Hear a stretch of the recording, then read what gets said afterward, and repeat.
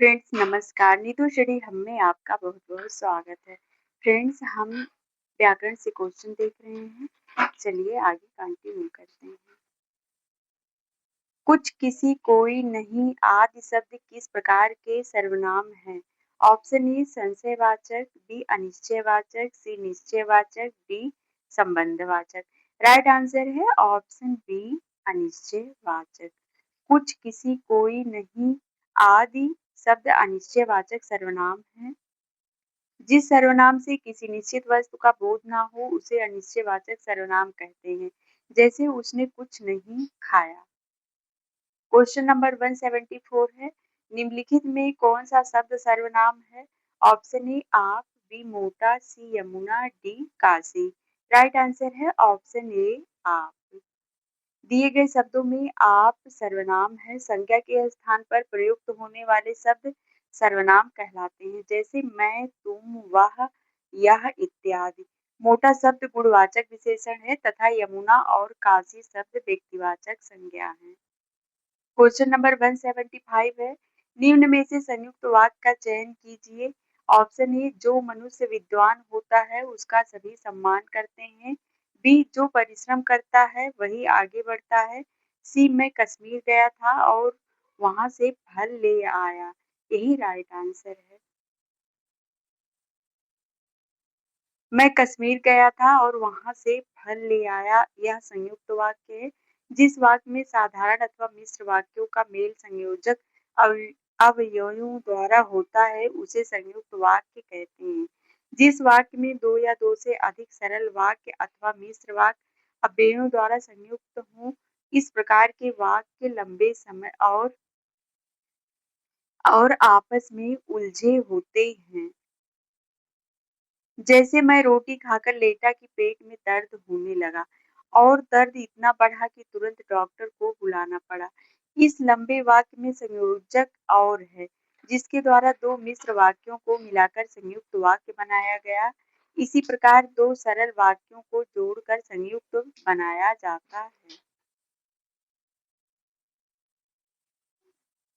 अगला क्वेश्चन है 176, विशेषण के कितने भेद होते हैं? Option A 6, B 8, C 2, D 4। Right answer option B 4। संज्ञा या सर्वनाम की विशेषता बताने वाले शब्दों को विशेषण कहते हैं तथा जिसकी विशेषता बताई जाए उसे विशेष कहते हैं। विशेषण कुल 4 प्रकार के होते हैं। ऑप्शन ए गुणवाचक, बी परिमाणवाचक, सी 3 संख्यावाचक, 4 सार्वनामिक। राइट आंसर है इसमें ऑप्शन डी। क्वेश्चन नंबर 177 है, प्रयोग के अनुसार सर्वनाम के कितने भेद होते हैं? Option A 8, B 2, C 6, D 4। Right answer option C 6 भेद होते हैं।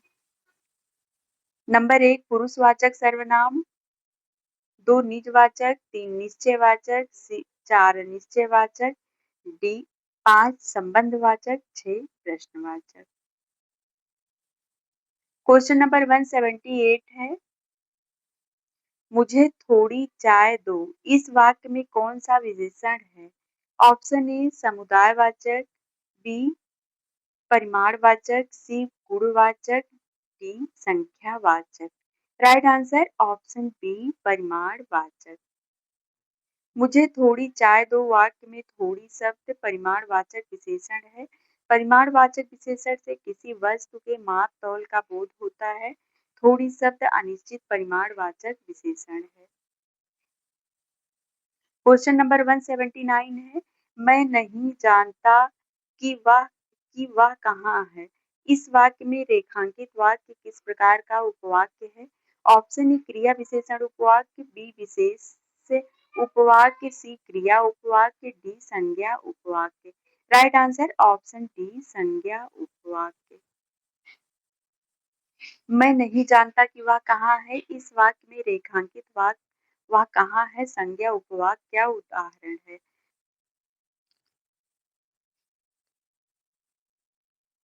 जो आश्रित उपवाक्य संज्ञा की तरह कार्य करते हों उसे संज्ञा उपवाक्य कहते हैं। संज्ञा उपवाक्य के पूर्व प्रायः की का प्रयोग होता है। क्वेश्चन नंबर 180 है, उसका सब कुछ लुट गया इस वाक्य में कौन सा सर्वनाम है? ऑप्शन ए संकेतवाचक सर्वनाम, बी अनिश्चयवाचक सर्वनाम, सी निश्चयवाचक सर्वनाम, डी निजवाचक सर्वनाम। राइट आंसर ऑप्शन बी अनिश्चयवाचक सर्वनाम। उसका सब कुछ लुट गया इस वाक्य में अनिश्चयवाचक सर्वनाम का प्रयोग हुआ है। जिस सर्वनाम में किसी निश्चित वस्तु का बोध ना हो उसे अनिश्चयवाचक सर्वनाम कहते हैं। कुछ, कोई, याद या निश्चयवाचक सर्वनाम है। क्वेश्चन नंबर 1, निम्नलिखित में कौन सा शब्द संज्ञा है? ऑप्शन ए ऊंचा, बी पहाड़, सी नीचा, डी गहरा। राइट आंसर ऑप्शन बी पहाड़। उपर्युक्त में पहाड़ शब्द जातिवाचक संज्ञा है। ऊंचा, नीचा एवं गहरा विशेषण शब्द हैं। पहाड़ शब्द से बना विशेषण पहाड़ी होगा। क्वेश्चन नंबर 182 है, ओ मेरा सिर फटा जा रहा है। वाक्य है। ऑप्शन ए प्रश्नवाचक, बी आज्ञावाचक, सी विस्मयवाचक, डी निषेधवाचक। राइट आंसर ऑप्शन सी विस्मयवाचक। ओह मेरा सिर फटा जा रहा है विस्मयवाचक वाक्य है। ऐसे वाक्य जिनसे आश्चर्य, दुख या सुख का बोध हो विस्मयवाचक वाक्य कहलाते हैं। ऐसे भाव प्रकट करने वाले अव्यय के साथ सदैव विस्मयात सूचक चिन्ह का प्रयोग होता है। अर्थ के आधार पर वाक्य के कुल 8 भेद होते हैं।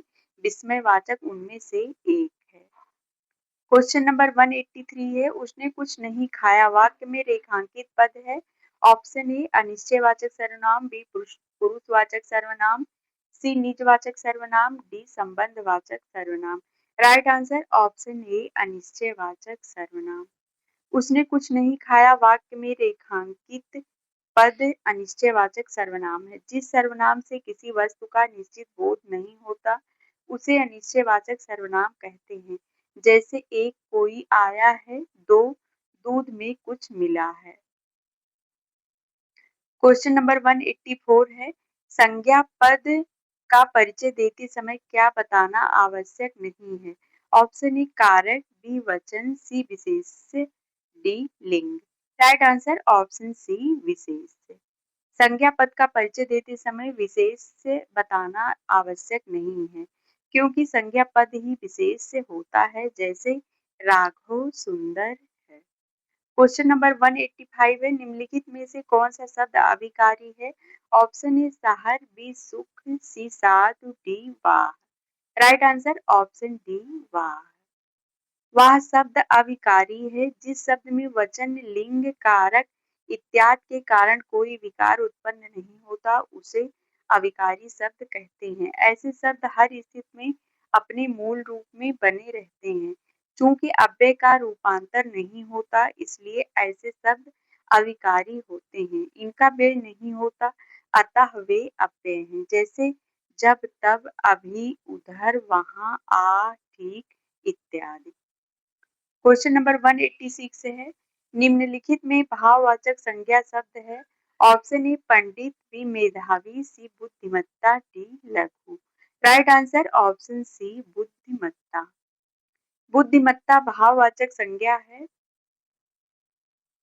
इसमें बुद्धिमान विशेषण शब्द है जिसमें ता तद्धित प्रत्यय जोड़कर भाववाचक संज्ञा बनाया गया है। ऑप्शन क्वेश्चन नंबर 87 है, कौन सा शब्द विशेषण है? ऑप्शन ए सोना, बी गरज, सी चचेरा, डी रक्त। राइट आंसर ऑप्शन सी चचेरा। चचेरा शब्द विशेषण है। इसमें चाचा संज्ञा में एरा प्रत्यय लगाकर चचेरा शब्द बना है। शेष विकल्प तर्कसंगत नहीं है। क्वेश्चन नंबर 188 है, विशेषण का भेद नहीं होता। ऑप्शन ए प्रभाववाचक विशेषण, बी गुणवाचक विशेषण, सी सार्वनामिक विशेषण, डी संख्यावाचक विशेषण। राइट आंसर ऑप्शन ए प्रभाववाचक विशेषण। प्रभाववाचक विशेषण विशेषण का भेद नहीं होता, शेष विशेषण के भेद हैं। क्वेश्चन नंबर 189 है, वह ऊपर नीचे जाता रहता है। वाक्य में अव्यय पद है। ऑप्शन ए वह, बी जाता, सी रहता है, डी ऊपर नीचे। राइट आंसर ऑप्शन डी ऊपर नीचे। वह ऊपर नीचे जाता रहता है वाक्य में अव्यय पद ऊपर नीचे है जिसके रूप में लिंग, वचन, पुरुष, कारक इत्यादि के कारण कोई विकार उत्पन्न नहीं होता है, ऐसे शब्द को अव्यय कहते हैं। क्वेश्चन नंबर 190 है, मुझे उसका मीठा गाना अच्छा लगता है। वाक्य में क्रिया विशेषण पद कौन सा है? ऑप्शन ए लगता है, बी मुझे उसका, सी अच्छा, डी मीठा गाना। राइट आंसर ऑप्शन सी अच्छा। मुझे उसका मीठा गाना अच्छा लगता है। वाक्य में क्रिया विशेषण पद अच्छा है। यह गुणवाचक विशेषण के अंतर्गत आता है। जिस शब्द से संज्ञा का गुण, दशा, स्वभाव आदि लक्षित हो उसे गुणवाचक विशेषण कहते हैं। क्वेश्चन नंबर 191 है, उनकी आर्थिक स्थिति बिगड़ गई। वाक्य में विशेषण पद है। ऑप्शन ए बिगड़ गई, बी उनकी, सी आर्थिक, डी स्थिति। राइट आंसर ऑप्शन सी आर्थिक। उनकी आर्थिक स्थिति बिगड़ गई। वाक्य में आर्थिक विशेषण है। जो संज्ञा या सर्वनाम की विशेषता बताए उसे विशेषण कहते हैं। क्वेश्चन नंबर 192 है, उसने कविता पढ़ी होगी। वाक्य का काल है। ऑप्शन ए आसन्न भूत, बी पूर्ण भूत, सी संदिग्ध भूत, डी सामान्य भूत। राइट आंसर ऑप्शन सी संदिग्ध भूत। उसने कविता पढ़ी होगी। वाक्य संदिग्ध भूतकाल का है। इसमें यह संदेह बना रहता है कि भूतकाल में कार्य पूरा हुआ था या नहीं। आसन्न भूतकाल की काल क्रिया की समाप्ति निकट भूत में या तत्काल ही सूचित होती है। पूर्ण भूतकाल क्रिया के उस रूप को पूर्ण भूतकाल कहते हैं जिससे क्रिया की समाप्ति के समय का स्पष्ट बोध होता है कि क्रिया को समाप्त हुए काफी समय बीता है। जैसे उसने मुरारी को मारा था, वह आया था। सामान्य भूत, जिससे भूतकाल की क्रिया के विशेष समय का ज्ञान ना हो, जैसे मोहन आया, सीता गई। क्वेश्चन नंबर 193 है, संबंधवाचक सर्वनाम वाला वाक्य कौन सा है? ऑप्शन ए यह कोई काम नहीं है, बी वह कौन है जो पड़ा रो रहा है, सी ऐसा ना हो कोई आ जाए, डी तुम क्या खरीद रहे हो। राइट आंसर ऑप्शन बी वह कौन है जो पड़ा रो रहा है। यह वाक्य संबंधवाचक सर्वनाम का है। जिस सर्वनाम से वाक्य में किसी दूसरे सर्वनाम से संबंध स्थापित किया जाए उसे संबंधवाचक सर्वनाम कहते हैं। जैसे जो, सो। क्वेश्चन नंबर 194 है, निम्नलिखित में से विशेषण शब्द छांटिए। ऑप्शन ए कवित्व, बी आचरण, सी जनपद, डी गंभीर। राइट आंसर ऑप्शन डी गंभीर। दिए गए शब्द में गंभीर विशेषण शब्द है। जो संज्ञा या सर्वनाम की विशेषता बताए उसे विशेषण कहते हैं। जिसकी विशेषता बताई जाए वह विशेष कहलाता है। क्वेश्चन नंबर 195 है, वह इधर उधर घूमती रहती है। वाक्य में अव्यय पद है। ऑप्शन ए रहती है, बी इधर उधर, सी वह, डी घूमता। राइट आंसर ऑप्शन बी इधर उधर। वह इधर उधर घूमती रहती है। इस वाक्य में इधर उधर अव्यय पद है जिसके रूप में लिंग, वचन, पुरुष, कारक इत्यादि के कारण कोई विकार उत्पन्न नहीं होता है। ऐसे शब्द को अव्यय कहते हैं। उपर्युक्त वाक्य दिशावाचक अव्यय है क्योंकि इससे दिशा का बोध होता है। जैसे इधर उधर, जिधर, दूर, परे, अलग, दाहिने बाएं, आर पार आदि। क्वेश्चन नंबर 196 है, विशेषण पद का परिचय देते समय क्या बताना आवश्यक नहीं होता है? ऑप्शन ए विशेष, बी क्रिया, सी लिंग, डी वचन। राइट आंसर ऑप्शन बी क्रिया। विशेषण पद का परिचय देते समय क्रिया बताना आवश्यक नहीं होता है। क्वेश्चन नंबर 197 है,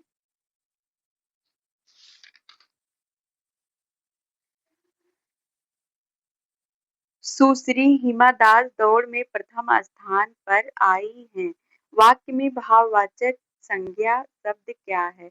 सुश्री हिमा दास प्रथम दौड़। राइट आंसर ऑप्शन डी दौड़।